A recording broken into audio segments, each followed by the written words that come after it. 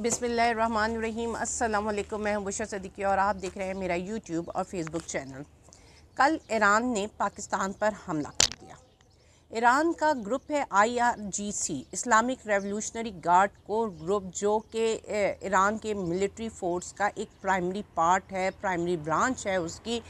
और उसने कल मीडियम रेंज मिसाइल से, वो कहते हैं कि उन्होंने पाकिस्तान के जैश अल अदल ग्रुप को टारगेट किया है, जो कि बकौल उनके वैसे भी वो एक मिलिटेंट ग्रुप है, एक दहशतगर्द तंजीम है, इसलिए हमने पाकिस्तान में उसको टारगेट किया। बेशक वो दहशतगर्द तंजीम हो, कुछ भी हो, लेकिन किसी के मुल्क की आप सॉवरेनिटी, उसकी हदूद, उसकी खुद मुख्तारी को क्रॉस कैसे कर सकते हैं, सवाल ये पैदा होता है। लेकिन अगर हम थोड़ा सा बैकग्राउंड पे बात कर लें कि ये जंग जो कि इसराइल और फ़लस्तीन से शुरू हुई, वो दुनिया में फैलनी ही थी, लेकिन पाकिस्तान तक भी आनी थी, लेकिन इतनी जल्दी आ जाएगी ये नहीं सोचा था। फोर्स ही था कि ये जंग पूरे रीजन में फैलेगी। अगर आपने मेरे पिछले व्लॉग भी सुने हो और अगर आप इंटरनेशनल न्यूज़ या उसको मॉनिटर करते हो तो आपको अंदाज़ा होगा कि ये जो जंग थी, जो कि हम फोर्सी कर रहे थे और बार बार कहा जा रहा था कि ये वर्ल्ड वॉर 3 की जानिब जा रही है और बाइडेन इसका सोल रिस्पॉन्सिबल होगा। क्योंकि जब इसराइल और फ़लस्तीन की जंग शुरू हुई, उसमें जिस तरह अमेरिका ने सपोर्ट किया इसराइल को, और उसके बाद जो यमन में UK और इस अमेरिका ने मिलकर यमन के हौसियों को टारगेट किया। फिर उसके बाद आपको याद होगा कि ईरान का भी एक बड़ा मिलिट्री ऑफिसर इन्होंने टारगेट करके हमला करके मार दिया था। उस पर भी हमने ये कहा था कि ईरान खामोश नहीं बैठेगा और वो उसका रिवेंज लेगा।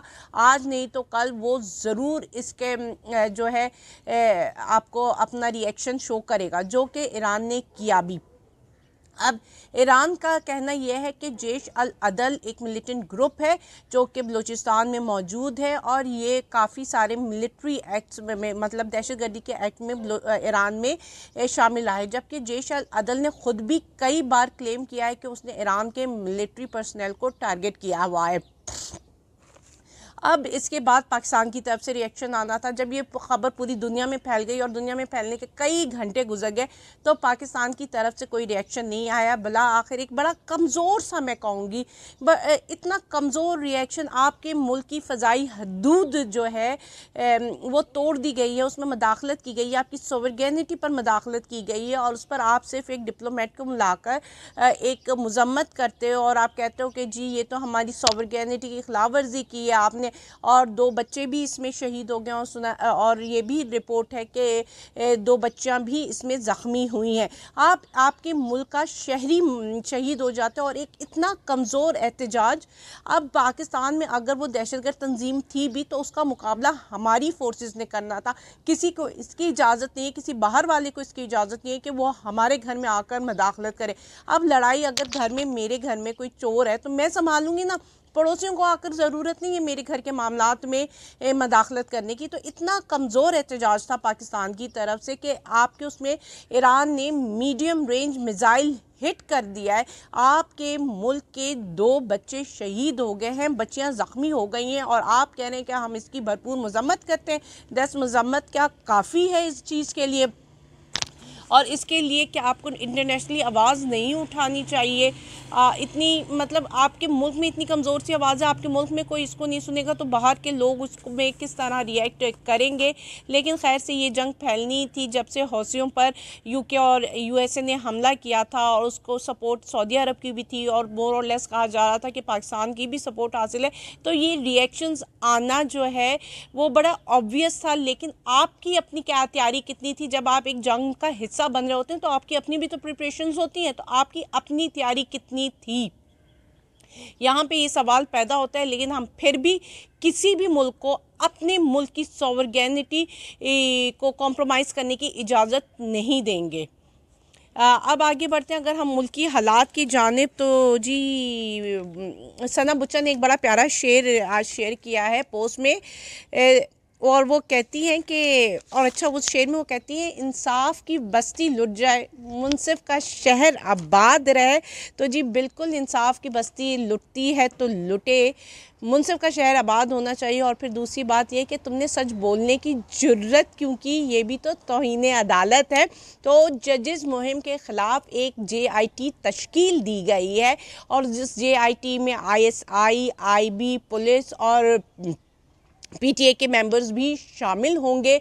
और अगर कोई भी मनफी प्रोपेगेंडा होगा जो करेगा उसको जो है कटहरे में लाकर खड़ा कर दिया जाएगा, बड़ा स्ट्रिक्ट एक्शन लिया जाएगा।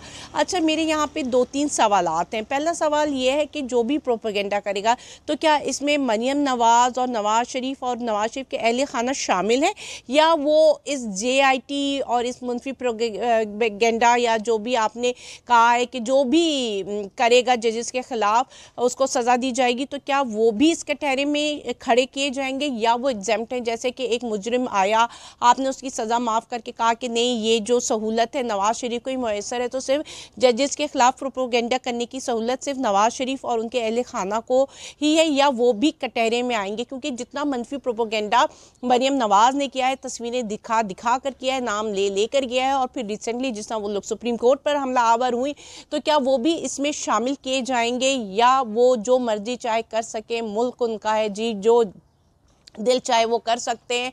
और दूसरा सवाल मेरा ये था कि प्रोपोगंडा करने वाले को ही पकड़ा जाएगा या सच बोलने वाले को भी पकड़ा जाएगा कि भाई तुमने जुर्रत कैसे की सच बोलने की, या जो पॉजिटिव तनकीद कर रहे हैं, जो जेन्युइन तनकीद कर रहे हैं, वो भी इसके जद में आएंगे? अगर हमें ये थोड़ी सी डिटेल या एक्सप्लेनेशन मिल जाए तो फिर हम भी अपने लब को सी लें। फैज़ साहब थे, उन्होंने कहा था कि बोल के लब आज़ाद हैं तेरे, बोल के ज़बां अब तक तेरी है, लेकिन अभी अगर वो ज़िंदा होते तो वो कहते कि चुप कर जा, कैद में है लब तेरे, चुप कर जा कि अब ज़बां तेरी कहाँ रही। तो जी JIT बन चुकी है, इसलिए कुछ भी कहने, सोचने, समझने से पहले प्लीज़, कुछ भी बोलने से पहले सोच लीजिएगा। और अगर हमें इन सवालात के जवाब मिल जाएं जो मैंने पूछे तो शायद हमें भी आगे बात करने में आसानी होगी। दूसरा जी, एक कल समाअत थी जेल में।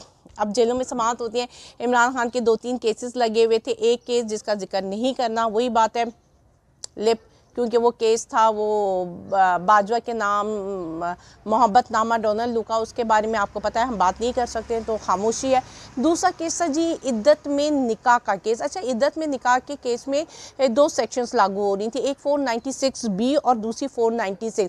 अच्छा, 496B होती है जना बिल जबर के हवाले से, और इस पर जो है खावर मानिका के जो मुलाजिम हैं उन्होंने बड़ी लंबी चौड़ी बहुत ज़्यादा मतलब ब्लो द बेल्ट जाकर इल्ज़ामात, गैर इखलाकी इल्ज़ामात लगाए गए थे, जो कि कल जब समाअत हुई है जेल में तो वो 496B को उन्होंने ख़त्म कर दिया है, उन्होंने चार्जशीट से खारिज कर दिया। इसका मतलब ये है कि खावर मानिका इस बात को साबित नहीं कर पाए। अलबत्ता जो सेक्शन 496 है उस पर चार्ज फ्रेम कर दिया गया है, जो कि निकाह में इद्दत के हवाले से केस है, उस पर उन्होंने चार्ज फ्रेम कर दिया है। और रही बात तोशाखाना केस की, उसमें फिर से गवाहों के 2-3 गवाहों के बयानात को कलमबंद कर लिया गया है और अब दोबारा से हियरिंग होगी।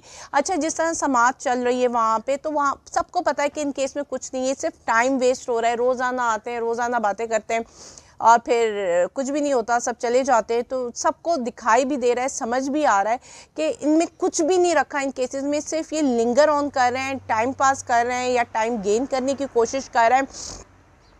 इसमें देख लेते हैं, क्योंकि बनना आखिर में इनका कुछ भी नहीं है। और अगर फ़ैसले दिया भी जाएगा तो वो वही फ़ैसला होगा जो कि अगर इसमें कोई फ़ैसला आ भी जाता है तो उसका फ़ैसला वैसे ही होगा जैसे कि काजी साहब ने बल्ला के हवाले से फ़ैसला दिया था। अच्छा, दूसरी बात यह कि इलेक्शन कमीशन ने कहा है कि जी हमने 26 करोड़ बैलेट पेपर की छपाई शुरू कर दी है, तो अब निशानात में जो है तब्दीली नहीं हो सकती। जिस तरह निशानात जो है ना उम्मीदवार का हक होता है, वो उसके हिसाब से लेता है और उस पर बात उसकी चॉइस होती है, तो आपने वो हक भी छीन लिया। जिस तरह पहले देखे हल्का बंदियाँ हुई, उसका केस गया तो उन्होंने कहा नहीं नहीं नहीं नहीं हल्का बंदी पे बात ना करें, जो हो गया सो हो गया, जबकि ये एडमिट हो गया था कि हल्का बंदियाँ गलत हुई, लेकिन उसके बाद नहीं नहीं जी इस पर कोई टॉपिक पे डिस्कशन ना की जाए क्योंकि इलेक्शन डिले हो जाएंगे। फिर दूसरी बात, जब आपका RO DCs को RO अपॉइंट किया गया, इसका केस गया, फिर आपने कहा नहीं नहीं खामोश, चुप, सब खामोश हो जाए, इलेक्शन डिले हो जाएगा, इस बारे में कोई बात नहीं की जाएगी। अब इलेक्शन की बात आई है, निशानात की बात आई तो नहीं, चुप, इलेक्शन डिले हो जाएंगे, इस पर भी कोई आप लोग नहीं कह सकते, आपका कोई हक नहीं है। अच्छा, इन सारी बातों से इलेक्शन डिले हो जाते इसलिए इनको डिस्कस नहीं किया गया, लेकिन एक पॉलिटिकल पार्टी से बल्ला ले लिया गया है, उस वक्त कोई भी इलेक्शन नहीं डिले हो सकता था। तो ये हमारे मुल्क का निज़ाम है, लेकिन चुप, बोलना मना है। मुझे इजाज़त दीजिए, अल्लाह हाफिज़।